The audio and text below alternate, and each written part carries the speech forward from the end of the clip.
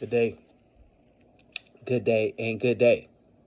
So we're going to continue on this. Foundation is key. We must unlearn and have the ability to learn, because Satan has been cast down to this world to deceive it. Tells us that in the word, Revelation 12:9.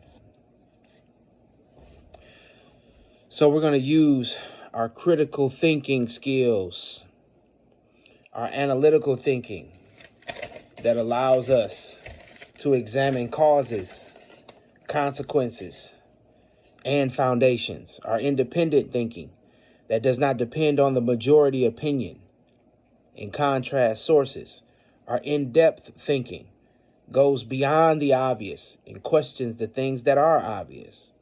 And our autonomous thinking is where we form our own judgments and are open to revision. Got to be smart out here. We can't just be dependent on these pastors and teachers, because a lot of them, they're deceiving us. And they've been deceived, and some of them don't even know it. So that's what this is about. That these people have been deceived, some of them, and they don't even know it. Ooh, excuse me. So let's keep this on the forefront of our minds as I go into this document that I found about Mr. John D. Rockefeller. This is from the book, The Rise of the NWO, The Culling of Man, the getting rid of man, type of man in the world.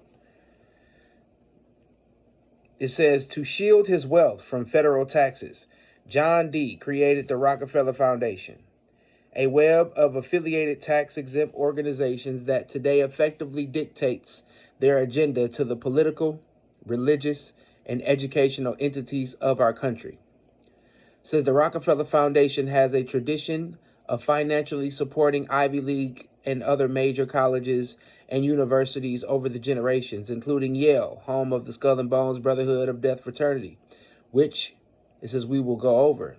And the Rockefellers financial support is considered by them an investment, with the intent of using these schools to farm the up-and-coming generations of people who will support the great plan through placements in existing corporations, banks, and governments. Let's keep that in mind, that the ideology of Mr. John D. Rockefeller goes out through the world, through people, in the things that he funded. Now we're going to talk about one of the things that he funded. Seminary school. This document is called The American Baptist Education Society and the Growth of Baptist Higher Education in the Midwest, rockarch.issuelab.org. Rockarch, ROCKARCH.issuelab, ISSUELAB.org, ORG. Let's begin. As anyone who has graduated from or worked for one knows, colleges and universities are in constant need of money, and fundraising for these institutions has become a growing industry in and of itself, as the creative titles for fundraising positions advertised in the Chronicle of Philanthropy attest. College and university administrators have always been scrambling for money, and the papers, pledge books, and office files of John D. Rockefeller document the fundraising efforts of many school administrations in the late 19th century. Rockefeller, a devout Baptist, was interested in the educational work of his denomination, including the growth and maintenance of missions academies and colleges. And in the 1880s, he was especially interested in the campaign by the denomination's leaders to create a great Baptist university. The efforts to establish this great university in Chicago have been described in several histories of the University of Chicago and in biographies of Rockefeller. Indeed, the authors of one recent discussion of the Rockefeller family history chose to begin their discussion of the Rockefeller philanthropic legacy with Rockefeller's initial pledge of $600,000 to the American Baptist Education Society for an endowment for the University of Chicago. But discussions of Rockefeller's giving for the University of Chicago tend to overlook the fact that the new school in the Windy City was not the only project of the American Baptist Education Society. Funded by denominational leaders to promote and improve Baptist education throughout the country, especially in the Midwest and in the South, the American Baptist Education Society became essentially a philanthropic arm of John D. Rockefeller in the process of fulfilling its purposes. The only large contributor to the society, Rockefeller, used it to channel a total of $539,069.24 to 34 different schools during the 1890s and between May 1st, 1902 and May 1st, 1914. And the society paid out another $273,494 to various schools. And Rockefeller's experience with the society was his first effort at organized giving, that is, giving his money through a third party, which in turn made appropriations according to his guidelines and approval. This was an important step in the evolution of his philanthropy, as he sought to organize his charity to make it more orderly, more deserving, more effective, and less burdensome. By focusing on his contributions to several Midwestern colleges, this essay explores both the challenging nature of Rockefeller philanthropy and the limited success of the American Baptist Education Society. From his earliest charitable gifts in late 1855, John D. Rockefeller tied his philanthropy closely to the religious tenets of the Baptist Church, to the organizational and financial needs of the church, and to social needs as perceived by the leaders of that denomination. And one needs only to read the list of donations dutifully recorded in his personal ledgers, long list of giving to the poor, to local churches, to efforts to erect Baptist churches for various ethnic groups, to temperance organizations, and to local and state Baptist societies, to understand the role of the church in defining and widening the scope of his giving. As his wealth grew from his business endeavors, so too did his charitable giving, and not only resulting in larger gifts, but in gifts to a wider range of activities and to individuals and to institutions across a wider geographical area. Word of his wealth and his generosity spread, and the appeals for aid multiplied. End quote. It says, "Be not surprised at receiving this letter," end quote, says wrote the Chancellor of the University of Des Moines in 1884. Quote, "Your charities are too publicly known to escape my ears," end quote. As Allen Nevins, Rockefeller's chief biographer, has noted, quote, "It was inevitable that under church guidance, his benefactions should extend more and more heavily into the college field," end quote. The guidance of the church in this is especially important, for until the early 1880s, the proportion of Rockefeller's contributions that went to educational institutions was small. His personal ledgers indicate that his first donation to a college was a $5 gift to a college at Gambies on February the 2nd, 1864. 4 years later, he took out a $500 subscription to Denison University, a Baptist school in Granville, Ohio, that had been established in 1832. This was his first sizable gift to a Baptist college. And Denison received $2,000 gifts from Rockefeller in 1878. It says, but by then, he was also contributing to other Baptist colleges that made appeals to him, giving $500 to both the University at Chicago and to Shirtleff College in Alton, Illinois. Still, Denison received $10,000 in gifts both 1881 and 1882, remaining his most favored Baptist school. Unfortunately, however, none of Rockefeller's surviving correspondence reveals why he gave so early and largely to Denison. Says by the early 1880s, says Rockefeller was deluged by all manner of requests for financial assistance and gifts to education, and gifts to education began to appear more frequently in his ledgers. His Baptist educational missionaries often visited Cleveland's Baptist churches during their fundraising tours, and here Rockefeller first heard A.C. Bacon, who sought support for a school for Native American Indians, and Sophia Packard and Harriet Giles, the founders of the Atlanta Female Seminary.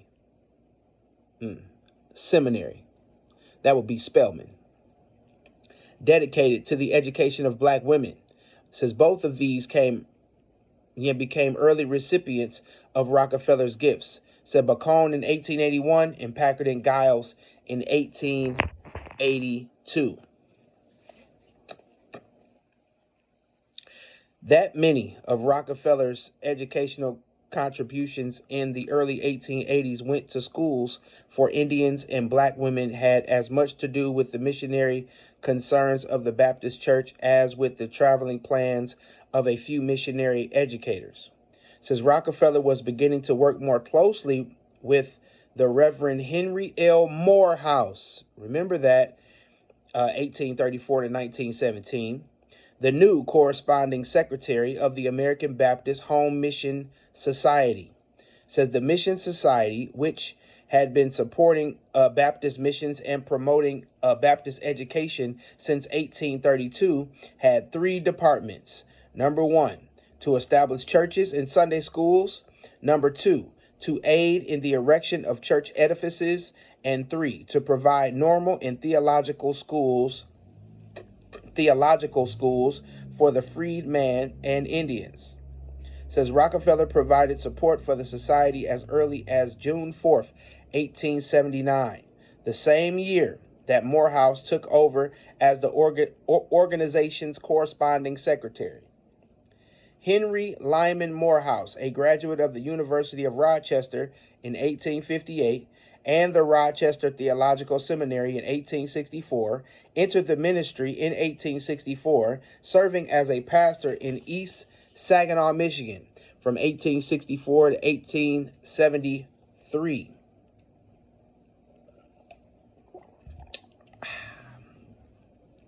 And at the East Avenue Baptist Church in Rochester, 1873 to 1879, and before taking his post at the Home Mission Society.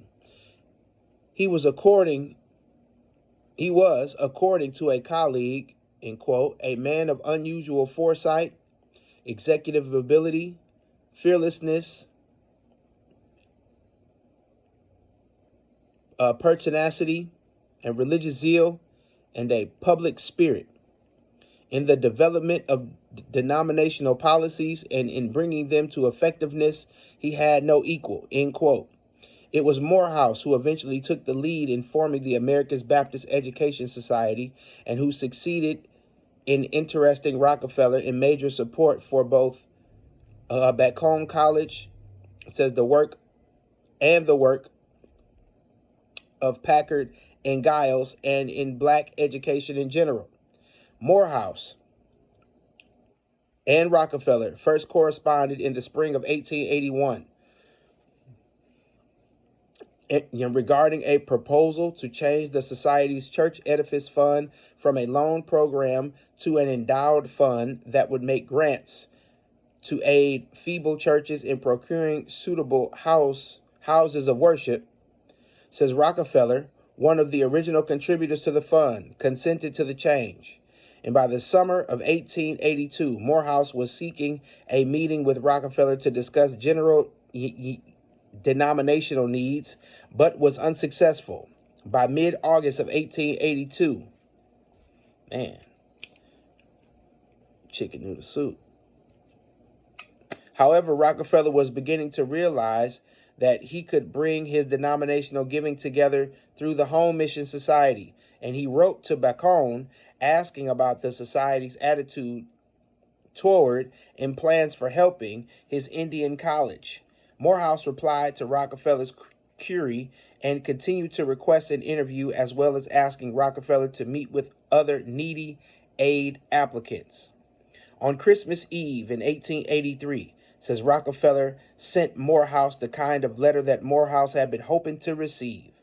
It marked the beginning of a change in the wealthy Baptist procedure for making his charitable donations and started him on a road toward corporate philanthropy rather than individual charity.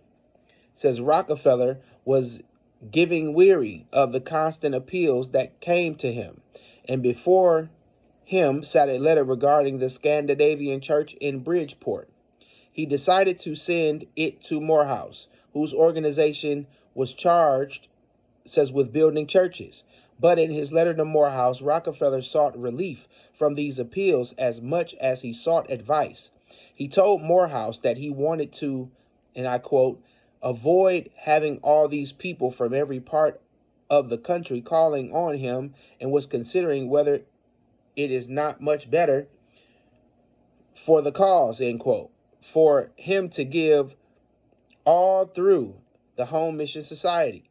He then had a question for Morehouse, and I quote, if I were to pay into the edifice fund of the Home Mission Society $500 or $1,000, says, would it seem to you best to give an additional sum to this, or have you other more important calls, end quote. For Morehouse, says, this was an open invitation. He had been pressing Rockefeller for an interview, and now he had an invitation, says, not only to call upon him for large contributions to the Mission Society for church building, but also an invitation to approach the wealthiest Baptists, says, with his other more important cause. To Morehouse, this meant the education of African Americans and Native American Indians.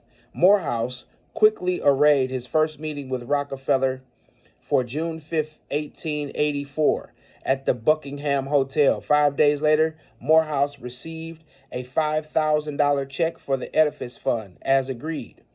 Morehouse wasted no time in arranging another meeting for January 28, 1884. This meeting resulted in two significant pledges from Rockefeller. In reply to a desperate plea from Sophia Packard of the Atlanta Baptist Female Seminary, and Rockefeller made a confidential agreement with Morehouse to give the balance required to pay off the debt of the Atlanta Seminary, some $4,950, in addition to his former pledge of $2,500. The school would be renamed Spelman Seminary, as Packard has suggested in her letter. And Rockefeller made another pledge that night, a $25,000 pledge for a professorship or chair in a colored Baptist theological seminary at Richmond, Virginia, provided another equal amount is raised. Morehouse clearly had interested Rockefeller in black education in a big way, and continued to press his case for donations to this cause. On February the 7th, he arranged a meeting between Rockefeller and the president of Shaw University, who left New York with Rockefeller's $250 check deposited in the school's account, says, with the Mission Society. This flurry of activity between Morehouse and Rockefeller in early 1884, before both left the city for extended trips, illustrates Rockefeller's realization that he needed organizational help in carrying out his charitable work, and his increasing trust in Morehouse and the Mission Society. Theirs became a closer working relationship during the next 2 years, and by March 20th, 1885, and Rockefeller felt sufficiently comfortable with their arrangement to send Morehouse an unusually long letter that marked still another change in their relationship.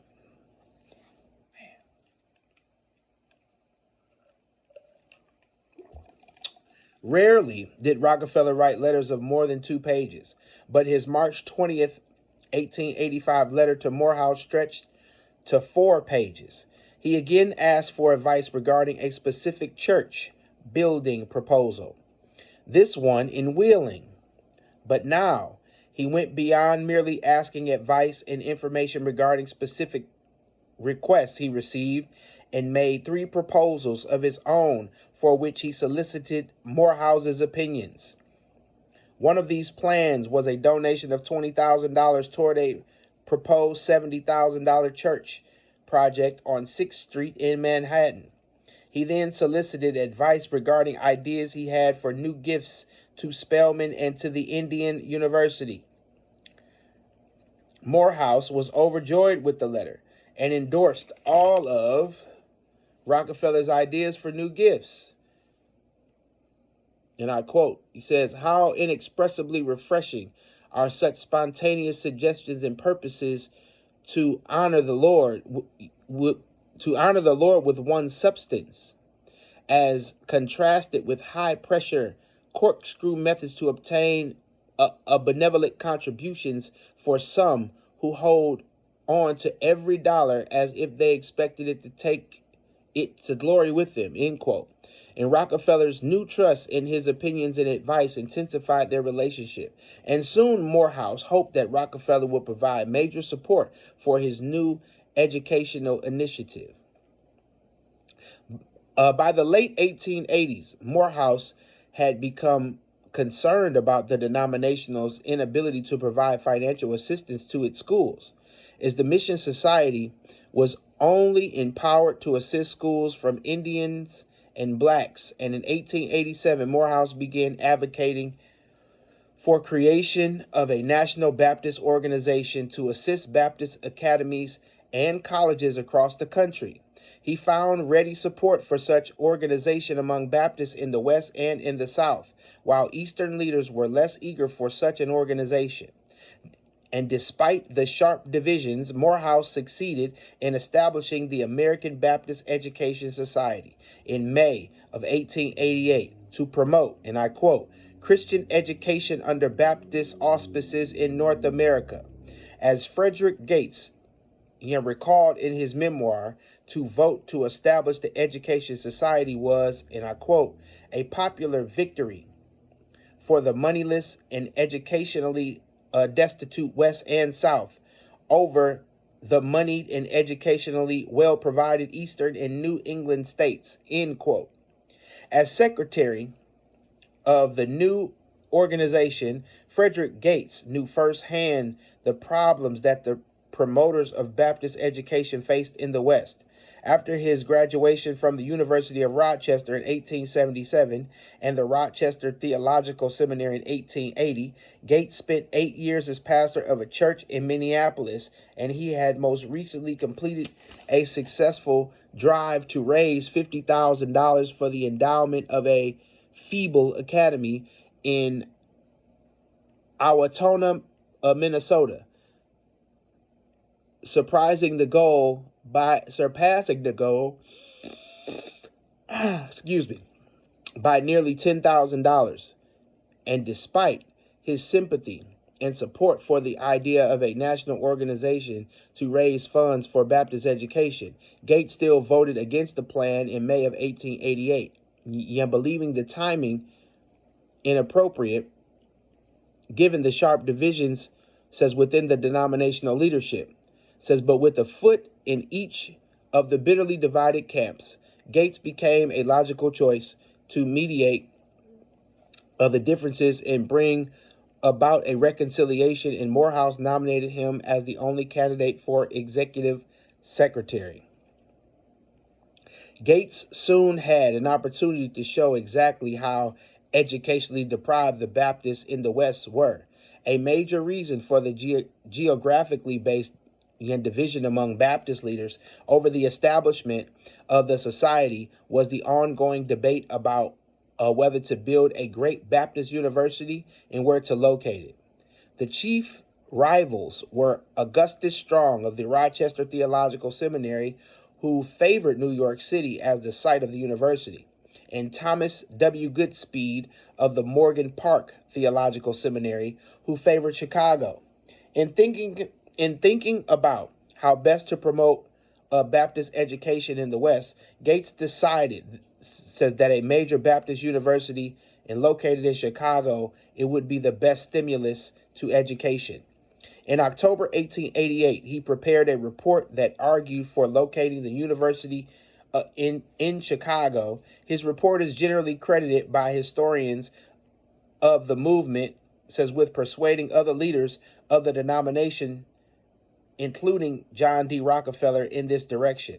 Says, resembling the social surveys that would become major tools of progressive social reformers after the turn of the century. Gates' report used statistics to compare Baptist educational efforts in the West, says, with those of other denominations, and it offers valuable insight into how Baptist leaders judged their own work. So, I think that's good enough. We're gonna stop there, because I don't want to have hour-long videos. I understand people got things to do. I mean, let's just cut these up, because I want you to really absorb in this information and what's being read and what's being established here. Definitely. I want you to do that, because this is a lot to take in, especially when you take it in and you understand the deception that you may have fallen for or you may be in right now. So I understand. So we're going to stop here. And remember, this is all critical thinking. We're going over a foundation. This ain't got nothing to do with no church fathers and all that. No. This got something to do with what we're going through right now today and the ideology that has been placed on us as people. Black people, white people, as people, period. So, to the next. Absorb this in, and we're going to continue.